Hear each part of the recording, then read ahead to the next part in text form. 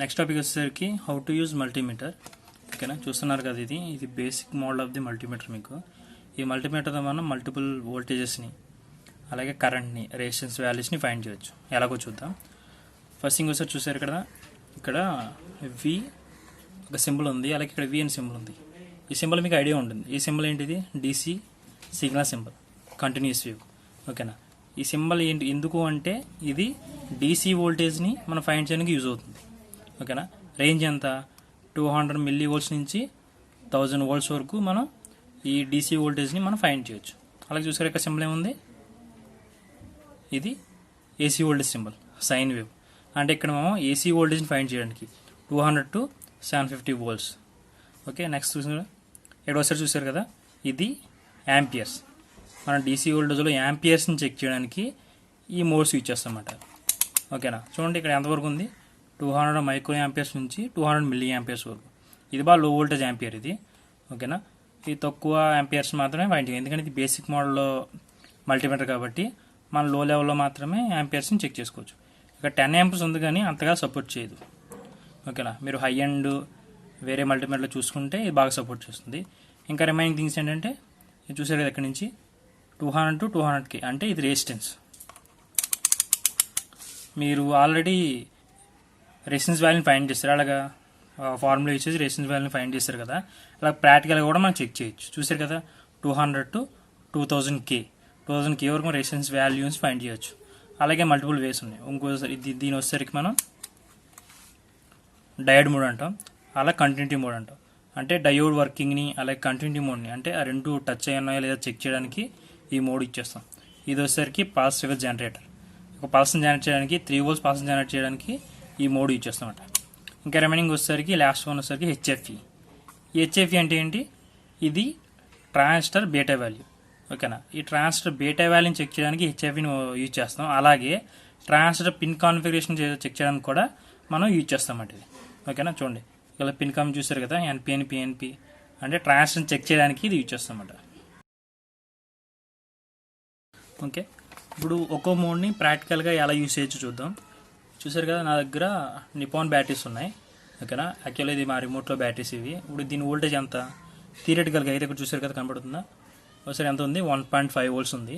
దీన్ని మల్టీమీటర్తో చెక్ చేస్తే ఎంత వోల్ట్ వస్తుందో చెక్ చేద్దాం ఒకసారి. ఓకేనా, మనం మల్టీమీటర్ చెక్ చేసినప్పుడు ఈ 2 టెర్మినల్స్ యూజ్ చేయాలి. ఓకేనా, ఈ రెడ్ కలర్లో వచ్చేసరికి పాజిటివ్ టెర్మినల్, ఈ బ్లాక్ వచ్చేసరికి నెగిటివ్ టెర్మినల్. ఓకేనా, ఈ రెండు యూజ్ చేస్తే మనం ఏదైనా వోల్టేజ్ చెక్ చేయడానికి యూజ్ చేస్తాం అన్నమాట.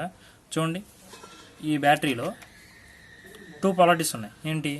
ఫస్ట్ వన్ వచ్చేసరికి positive polarity, second negative polarity. Same ఇదే వేలో కూడా మనం ఈ రెండింటిని ప్లేస్ చేయాలి. చూసారా, ఇప్పుడు పాజిటివ్ పొలారిటీ ఇటు ఉంది, నెగిటివ్ పొలారిటీ ఇటు ఉంది. నేను పెడుతున్నాను చూడండి. ఇలా ప్లేస్ చేస్తేనే ఇది వచ్చింది. ఫస్ట్ థింగ్ అలా ఏంటి అంటే అసలు మనం ఎంత వోల్టేజ్ చెక్ చేస్తున్నామో ఫస్ట్ మనకు ఐడియా ఉండాలి, అంటే అప్రాక్స్ వోల్టేజ్ అని ఐడియా ఉండాలి. ఎందుకంటే దానికి తగ్గట్టుగానే మనం ఇక్కడ వోల్టేజ్ సెట్ చేసుకోవాలి, వోల్టేజ్ మోడ్ సెట్ చేసుకోవాలి. ఇప్పుడు మీరు 20 volts బిలో ఏదైనా వోల్టేజ్ సోర్స్ మీరు చెక్ చేయాలి అనుకుంటే ఈ 20 దగ్గర పెట్టుకోవాలి. ఓకేనా, compulsory known voltage, approximate known voltage check చేయడానికి మాత్రమే ఈ మల్టీమీటర్ యూజ్ అవుతుంది. ఓకేనా, అన్నోన్ వోల్టేజ్ని కాదు. ఓకే, అప్రాక్సిమేట్గా అంటే జస్ట్ మీరు 20 volt పెట్టుకుంటే 20 నుంచి 0 volts వరకు ఎంత ఉన్న రేంజ్ ఉన్నా సరే మీరు దాన్ని ఫైండ్ చేయొచ్చు. ఓకేనా, ఇక్కడ నేను ఎంత యూజ్ చేస్తున్నాను? 1.5 volts. కాబట్టి ఏం చేస్తున్నానంటే 20 కన్నా తక్కువ, అంటే కరెక్ట్గా 20 దగ్గర పెట్టుకుంటే నేను ఎంత వోల్టేజ్ చెక్ చేస్తానో మనకు తెలుస్తుంది. ఓకేనా, పెడుతుంది చూడండి. చూసారు ఎంత వచ్చింది? 1.53. యాక్చువల్గా థియరిటికల్గా అంటే ఇక్కడ ఉన్న కన్నా కొన్ని వేరియస్, ఒక్కోసారి ఇంక్రీజ్ అవ్వచ్చు, ఒకటి డిక్రీజ్ అవ్వచ్చు. ఎగ్జాక్ట్గా చూపించదు.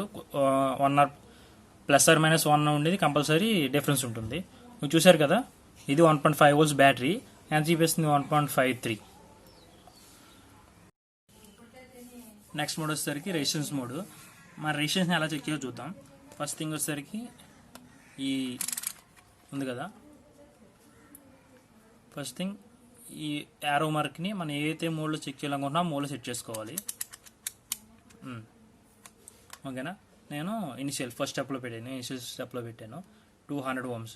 అంటే 200 ohms బిలో ఉన్న రెసిస్టెన్స్ని ఫైండ్ చేస్తుంది. ఓకేనా. మీరు ఆల్రెడీ మీ బాక్స్ ఉంది కదా, ఈ బాక్స్లోంచి నేను ఒక రెజిస్టర్ ప్యాకెట్ తీసుకున్నా. దీని వాల్యూ వచ్చేసరికి 68 ohms, 68E ఉంది కదా, ఇది ఓమ్స్ అని లెక్క. ఓకేనా. 68 ohms రెజిస్టర్ తీసుకుని చెక్ చేస్తున్నా. ప్రాక్టికల్ వాల్యూ ఎంత చెక్ చేస్తాను చూడండి. అది మీరు చెక్ చేయండి, ఫార్ములా బేస్ చేసుకుని ఎంత వాల్యూ వస్తుందో చెక్ చేయండి. చేసిన తర్వాత ప్రాక్టికల్గా కూడా చెక్ చేసుకోండి. ఓకేనా. సేమ్ ఏం చేయాలంటే ఈ 2 టెర్మినల్స్ యూస్ చేసుకుని ఇక్కడ పెట్టుకుంటే మనకు ఒక వాల్యూ వస్తుంది. అక్కడ ఎంత వచ్చింది కనపడుతుంది, దాంట్లో 66.3. ఇది ప్రాక్టికల్ వాల్యూ. ఓకేనా. ఇది మల్టీమీటర్ యాక్యురసీ బట్టి డిపెండ్ అయి ఉంటుంది. యాక్చువల్గా మన ఏది థియరిటికల్గా వచ్చిందో ఎగ్జాక్ట్ అదే వాల్యూ ఉండకపోవచ్చు. ఓకేనా. +or -2 కంపల్సరీ డిఫరెన్స్ ఉంటుంది. ఇది 66.5 వచ్చింది. ఓకేనా. ఓకేనా. నెక్స్ట్ మోడ్ వచ్చేసరికి HFE. ఓకేనా. ఈ HFE మోడ్ యూజ్ చేసి ట్రాన్స్ యొక్క బీటా వాల్యూ అలాగే ట్రాన్స్ పాలారిటీ ఎలా చెక్ చేసుకోవాలో చూద్దాం. ఓకే, నేను ఈ ట్రాన్స్ని చెక్ చేస్తాను. ఇది వచ్చేసరికి 2222A. ఇది 2222A ట్రాన్సిస్టర్. ఇది NPN ట్రాన్సిస్టర్. ఓకేనా. యాక్చువల్గా దీని టెర్మినల్ వచ్చేసరికి ఎమిటర్, బేసు, కలెక్టర్. ఓకేనా. సేమ్ నేను అలాగే ప్లేస్ చేస్తాను, చూడండి. ఇక్కడ ఫస్ట్ దీన్ని HFE మోడ్లో పెడుతున్నా. పెట్టాం కదా, పెట్టిన తర్వాత దీన్ని ఈ టెర్మినల్లో పెడుతున్నా.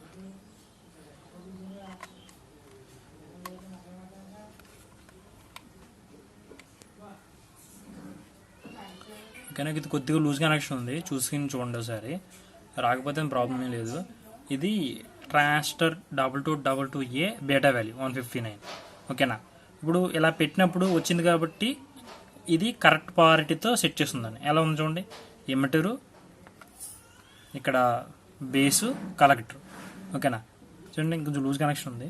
ఇలా మనం పెట్టిన ట్రాన్సిస్టర్కి ఒక వాల్యూ వచ్చింది అంటే అది కరెక్ట్ పొలారిటీతో పెట్టింది అని అర్థం. ఓకేనా. ఇలా మనం ఇది చెక్ చేసుకోవడానికి, పొలారిటీ చెక్ చేసుకోవడానికి, అలాగే దీని బీటా వాల్యూ చెక్ చేసుకోవడానికి మనం యూజ్ చేస్తాం అన్నమాట.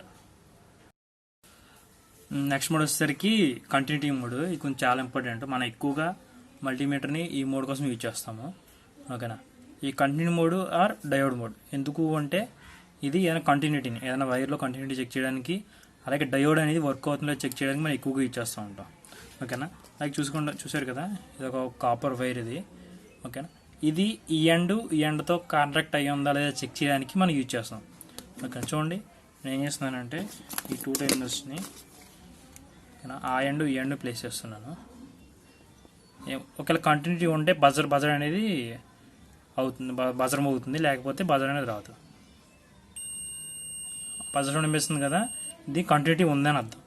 ఒకవేళ నేను ఏం చేశానంటే మిడిల్లో జస్ట్ కంటిన్యూటీ కట్ చేసాను లైట్గా. కంటిన్యూటీ లేదన్నా మనం టచ్ చేస్తే ఏమవుతుంది, సౌండ్ ఏమో రాదు. ఓకేనా. ఏం చేశాను, కట్ చేశాను. అది ఎందుకు, ఇది మెయిన్గా ఎందుకు ఇచ్చేస్తాను అంటే పెద్ద సర్క్యూట్ బోర్డ్స్లో కట్టాను. ఏదైనా కంటిన్యూటీ పవర్ సప్లై రాకపోయినా, లేకపోతే ఏదైనా ఐసీ సరిగ్గా వర్క్ అవ్వకపోయినా కంటిన్యూ మోడ్ చెక్ చేయడానికి ఈ మోడ్ ఎక్కువ ఇచ్చేస్తాం. అలా నెక్స్ట్ అని డయోడ్ మోడ్. ఓకేనా. ఏదైనా డయోడ్ని అలా వర్క్ అవుతుందో లేదా చెక్ చేయడానికి యూజ్ చేస్తామన్నమాట.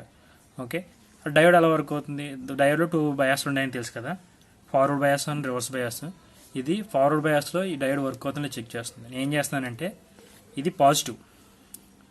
పాజిటివ్ని డయోడ్ యానోడ్కి, నెగిటివ్ని డయోడ్ క్యాథోడ్కి ఇస్తున్నా. ఇందులో ఏమవుతుందంటే ఒక వాల్యూ వస్తుంది. ఈ వాల్యూ వచ్చింది అంటే ఈ డయోడ్ వర్క్ అవుతుంది అని అర్థం. ఓకే, నేను ఏం చేస్తున్నానంటే దీన్ని కూడా రివర్స్ బయాస్ చేస్తున్నా. రివర్స్ బయాస్ చేసినప్పుడు యాక్చువల్గా ప్రాసెసింగ్ ఏం జరగదు, ఏమీ రాదు. ఓకేనా. ఇది ఈ డయోడ్ యొక్క బయాస్ని చెక్ చేయడానికి, అలాగే వర్క్ అవుతుందని చెక్ చేయడానికి మనం ఎక్కువగా యూజ్ చేస్తూ ఉంటాం. ఓకేనా. అలాగే దీన్ని ఎల్ఈడి వర్క్ అవుతుందో చెక్ చేయడానికి, అలా చాలా ఫంక్షన్ కింద ఈ కంటిన్యూటీ మోడ్ని యూజ్ చేయొచ్చు.